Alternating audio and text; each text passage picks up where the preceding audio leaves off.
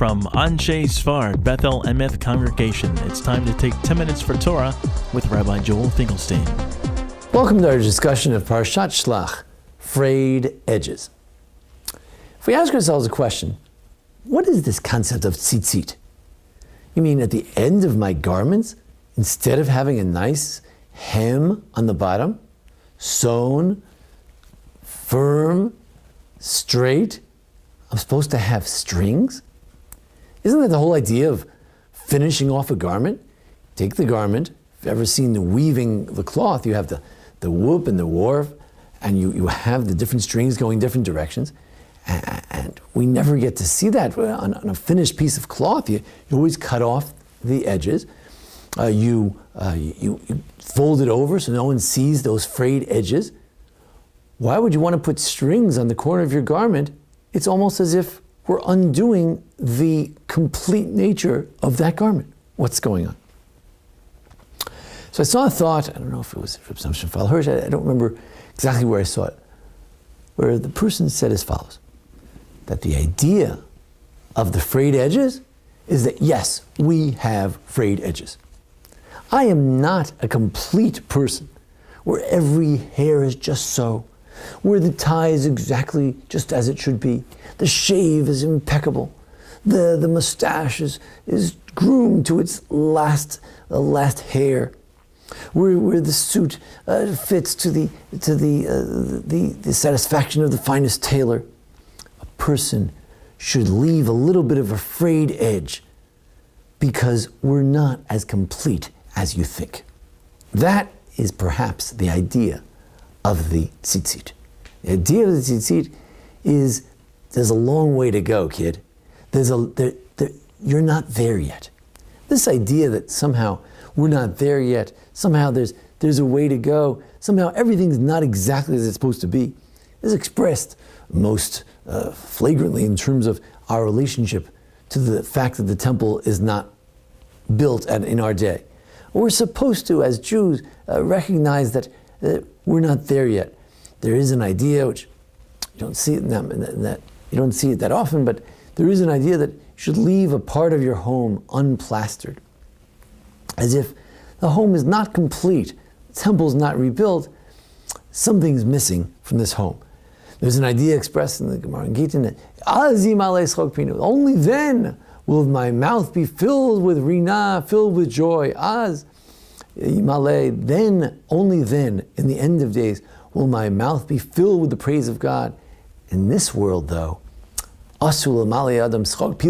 can't fill your mouth with joy, you can't fill your mouth with laughter, you can never have that truly hearty laugh, because there are things that are still very broken. Can I laugh so fully when millions are displaced in Syria? Can I laugh so fully when thousands are just being summarily executed in Egypt? It's not a perfect world, where Israel is being delegitimized as if it weren't the bastion of morality, of greatness, of the value of life and the thriving of life that it is. It's unbelievable. Can I really fill my mouth with joy?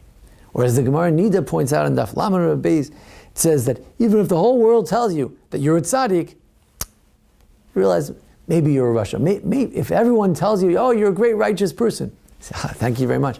But you know what? It's not really true. I'm not there yet. No one should feel they are there. There's always some room for humility, always a room for some improvement. And that's expressed by this tzitzit, which says, everything's not just so. Is that a reflection of reality? When you look at whether it's a webcast or you look at the newscast at night, you see every hair is just in place, everything's just so, the movie starts. Is that reality? Isn't there ever any wind sometimes? Does anybody ever have some pimples sometimes?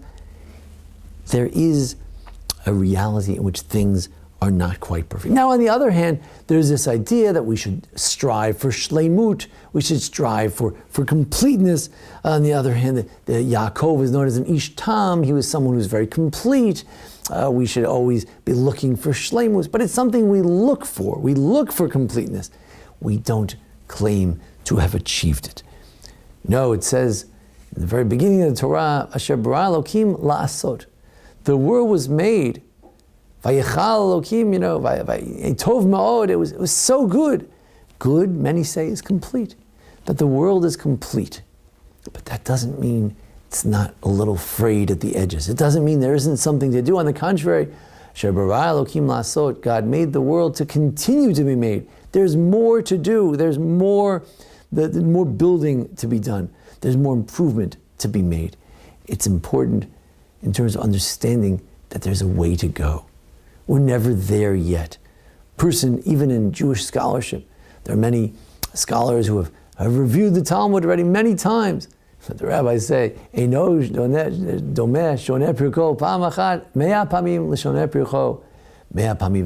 not the same if you learned it 100 times as if you learned it 101 times. There's always more you can learn, more you can grow. You're never done with Talmud. Is like an organic entity. It just keeps growing. You think you've read it all. Someone writes a new book, and then there's more yet to be explored.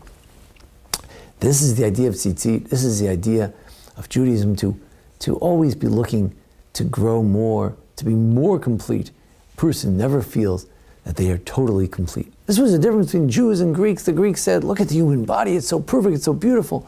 And the Jews said, no, it needs to be fixed. There's always room for tikkun, for bris milah, there's always room to try to improve the human being. We always have to work and strive to be better and better and better. This sense of humility, this sense of mission, this sense there's always room for tikkun. I'm not trying to fix the world because I have this dream that it's going to be fixed. No, lo yechdal avyon mikarav haaretz. There'll never cease to be poor in the land. There'll always be a need for more. I'm not trying to fix it because I want to get to perfection. That's not something of this world. That's the next world. I want to fix it because there's always a mission to fix. There's always something frayed. There's always something missing. I want to understand always in life that there's more. More than what's written here, there's more to it. When we realize that, we'll have a sense of mission, purpose. We'll have a sense of there's something to do today that needs to be done for tomorrow. A person will never fall into complacency. That's the idea of tzitzit. That's the idea of striving for shleimut, for wholeness, but realizing we may never quite get there. Thank you very much for joining us here at the Anshe Sfarad Bethel Emeth congregation. Thanks to Jason Lefkowitz, our producer. We want to remind you each week we have lessons of the Parsha. We've been taping already, thank God, for 5 years. We have other lessons on this Parsha and others, holidays. Please join us.